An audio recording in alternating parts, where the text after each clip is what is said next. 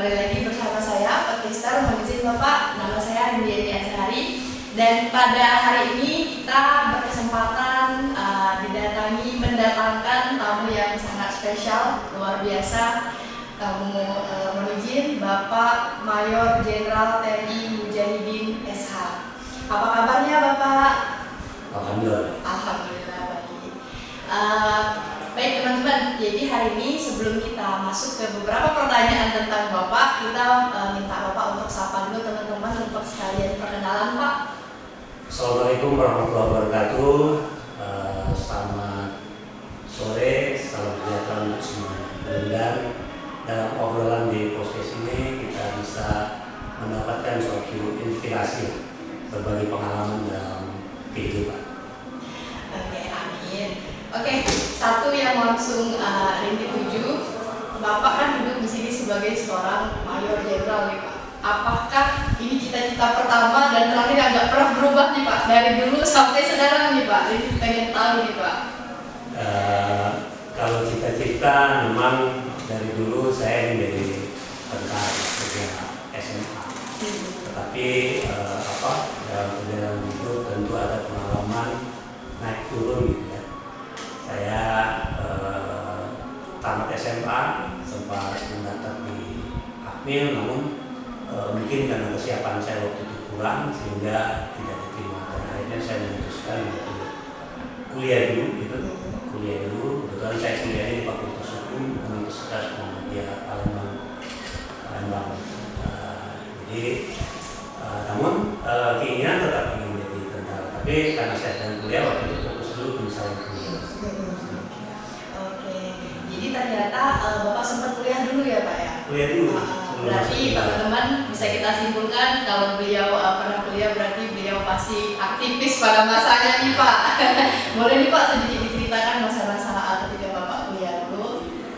Iya, kebetulan di masa kami kuliah dulu kami masuk tahun 87-an, tamat SMA tahun 87 gitu. Waktu itu kita masih mengenal namanya pola P4. Ada pola pendidikan Pancasila 45 jam, ada 100 jam. Jadi mahasiswa tingkat awal itu kita wajib mengikuti itu. Dan saya pikir waktu itu luar biasa gitu ya, kami anak muda waktu itu dididik berdiskusi tentang kehidupan bernegara, walaupun masih cetek-cetek ya kan, belajar gitu dengan buku tebalnya garis besar sama negara. Waktu itu ada Pancasila, Undang-Undang Dasar 45, dan pembangunan jangka panjang, jangka menengah, dan jangka pendek. Jadi ya mengalir begitu saja gitu. Mengikuti apa yang menjadi aturan-aturan dalam pendidikan. Waktu itu ada namanya ospek, ikuti penataran gitu. Jadi gitu kehidupannya di awal masa awal kuliah. Tapi dalam perjalanan kita ya, karena di mahasiswa, saya pikir waktu itu sudah terpikir kalau hanya kuliah saja mungkin bosan juga. Karena menurut saya waktu itu walaupun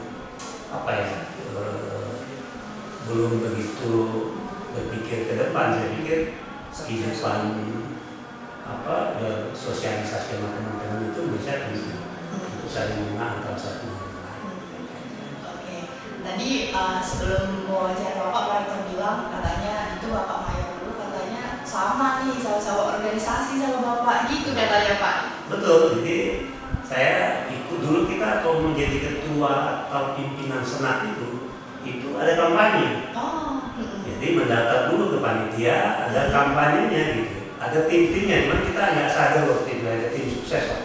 Foto ini calon pemimpin senat yang bisa menyalurkan aspirasi lah kira-kira itu ke pimpinan rektorat di sini gitu. Saya waktunya ini apa ini senat, tapi saya pikir udahlah, kawan-kawan sudah bentuk tim gitu, udah disosialisasikan. Ternyata saya pernah dapat suara terbanyak juga gitu. Cuman dulu dalam bentuk formatur, tapi ketika dibentuk dalam formatur kita diserahkan kepada dekan gitu, yang ditunjuk sebagai ketuanya bukan saya. Dua angkatan itu saya ini ikut pemilihan, tapi saya jadi wakil ketua. Ketua 2 periode. Ketua. Ini masuk ke tentang perihal tentara nih Pak ya, boleh Pak. Jadi kan kita tahu Pak, pasti yang namanya tugas tuh nggak di satu tempat gitu ya Pak ya. Ini penasaran dan pengen tahu juga, boleh nih Pak diceritain titik tugas yang pindah-pindah atau ada momen-momen yang paling berkesan di suatu tempat Bapak tugas itu karena apa gitu Pak, boleh Pak? Jadi ketika saya tamat kuliah itu ada teman ngajak daftar ini tentara, sebelum apa? Dulu saya tes akademi nggak lulus. Makanya nggak, ini ada SPAPK dan khusus dari sarjana. Kalau di sini juga mau maju juga ya, kalau gitu kita daftar, tapi kita harus persiapan. Karena kalau masuk tentara itu memang harus mempersiapkan diri dari aspek fisik, akademik, psikologi, kesehatan, semua harus terima. Dan saya yakin dan saya pastikan sampai hari ini bahwa memang masuk tentara itu nggak pakai duit. Karena saya anak petani, anak petani yang tidak punya siapa-siapa gitu. Jadi ya bermodalkan itu tadi. Saya setiap pagi lari, kemudian dari aspek fisiknya, kemudian saya general check up gitu, saya psikologinya, ya saya ikuti semuanya. Ya alhamdulillah saya dapat melalui seleksi itu dengan baik dan sampai ke tingkat pusat. Tahun 94, 95, 94 akhir itu kita seleksi dan dinyatakan lulus. Nah, begitulah kami pendidikan walaupun SPAPK tapi pendidikannya tetap di Chandra Dimuka di Akademi Militer. Sama dengan para taruna Akademi Militer. Tapi kita dipisahkan batalionnya. Mungkin lebih kurang 9 bulan pendidikan di sana.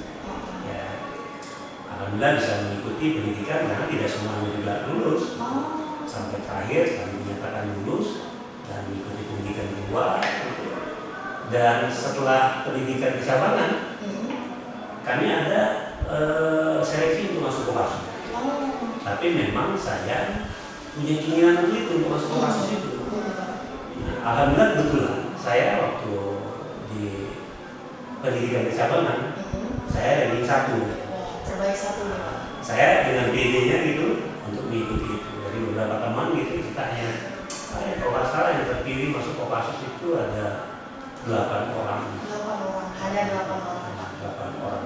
Ya, akhirnya kami seleksi dan dalam pengumuman berikutnya kami lulus. Pas lulus mengikuti latihan komando itu lebih keras lagi. Dari yang sebelumnya. Karena memang pendidikan Kopassus kan beda dengan pendidikan ketentaraan lainnya. Karena dia ada spesifikasi khusus yang harus kita ikuti tahapan-tahapannya. Kemudian mulai dari tahap basis, tahap gunung hutan, tahap rawa laut, dan ada yaitu tahap rawa laut itu yang terakhir. Ya, kemudian dinyatakan lulus dan saya tugas di Kopassus. Ya sudah, ketika sudah di Kopassus, ya namanya prajurit komando kita siap ditugaskan di mana saja. Mulai tugas ke Irian, ke Aceh, gitu. Ya. Di masa itu kayak gitu. Ya.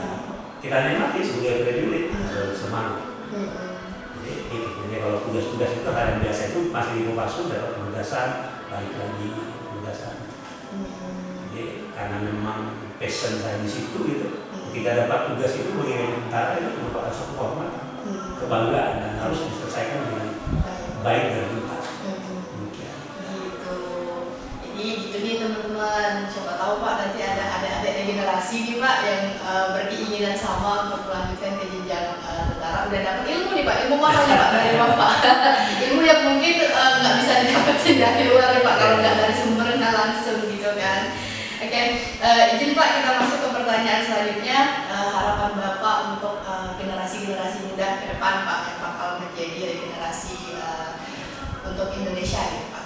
Ya, harapan saya pada generasi muda saat ini ya kita tetap harus optimis menghadapi masa depan dan kita harus berpikir positif gitu. Karena kalau kita berpikir positif tentu kita akan sehat. kesuksesan itu bukan hanya didapatkan karena kecerdasan kita, tetapi menurut saya yang paling penting itu, dan banyak juga yang mengatakan itu attitude. Kalau attitude itu penting. Pintar, kalau ada yang bilang dia pintar, cerdas, tapi menjengkelkan, ya jadi persoalan. Harus tahu memposisikan diri. Kalau kita sebagai bawahan pada atasan, apalagi di tentara, tidak disiplin itu sangat penting. Saya pikir juga dalam kehidupan bermasyarakat juga sama, karena itu menurut saya sangat penting sebagai dasar kita untuk mencapai kesuksesan.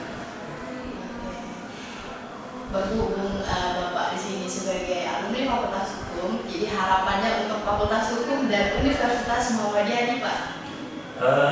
Tentu yang pertama saya bangga ya, jadi alumni Fakultas Hukum Muhammadiyah, karena ya mau tidak mau saya harus bangga, karena saya berdasarkan ijazah Fakultas Hukum itulah saya mendaftar gitu di tentara tadi dengan IPK yang cukup memuaskan gitu, sehingga saya diterima. Dan dari apa yang saya dapatkan sama kuliah, dari organisasi, dari kehidupan bersosialisasi dengan teman-teman gitu, ternyata memang kuliah itu bukan hanya kita harus kuliah secara akademik saja, tetapi juga organisasi itu penting untuk bekal kita ke depan. Dan saya pikir rata-rata banyak juga pemimpin kita ini, pemimpin bangsa ini yang sukses ke depan itu dia banyak pengalaman di organisasi ketika dia mahasiswa maupun di tempat-tempat lain. Karena itu pelajaran di luar sekolah yang mungkin kita tidak dapatkan. Gitu. Satu lagi kita meminta sebagai mahasiswa juga yang dari Muhammadiyah dan di Fakultas Hukum, kita minta untuk himbauan Pak kepada orang-orang yang masih bingung Pak mau milih kampus mana gitu Pak. Jadi sebenarnya menurut saya kampus itu menelurkan sarjana-sarjana, bukan jadi bersemangat segera selesaikan kuliahnya, dan jangan lupa juga bersosialisasi, belajar berorganisasi. Yang paling penting dalam organisasi itu kita bagaimana membentuk karakter kita biar jadi karakter pemuda yang penuh harapan, karakter pemuda petarung, karakter pemuda yang tidak pernah menyerah gitu. Karena memang tidak ada keberhasilan itu didapatkan oleh orang yang menurut saya malas gitu, kemudian tidak punya cita-cita gitu. Walaupun saya dari cerdasan tadi bukan segala-galanya, tapi semuanya harus diperlukan. Keberhasilan itu harus diperlukan. Nah, bagi teman-teman yang masih bingung memilih, ya salah satunya pilihan terbaik mungkin di Fakultas Hukum khususnya Muhammadiyah paling ini gitu, ya kan? Saya kebetulan istri saya juga alumni di sini, berkarir di kejaksaan. Artinya nggak kalah juga. Nah itu tadi saya bilang, kesuksesan itu bukan universitas, tapi bagaimana ketika kita masuk sini, cintai Muhammadiyah, kemudian belajar dengan baik dari aspek akademis maupun dari organisasi kemahasiswaan. Jadi sekali lagi yang masih bingung jangan ragu-ragu mau Fakultas Hukum sudah terbaik, dan mungkin ada fakultas-fakultas lain di sini.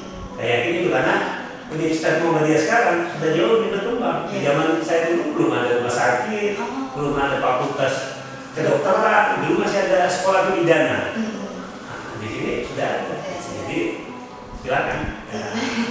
Biar kita pilihan ke Fakultas Hukum Muhammadiyah. Oke, baik teman-teman, mungkin kita udah di penghujung acara karena list pertanyaan saya juga udah habis Pak. Bapak terima kasih atas waktunya, terima kasih juga udah mau kita undang ke sini Pak. Baik teman-teman, mungkin itu, sampai jumpa lagi kita di episode selanjutnya. Saya akhiri, wabillahi taufiq wal hidayah. Wassalamualaikum warahmatullahi wabarakatuh. Waalaikumsalam.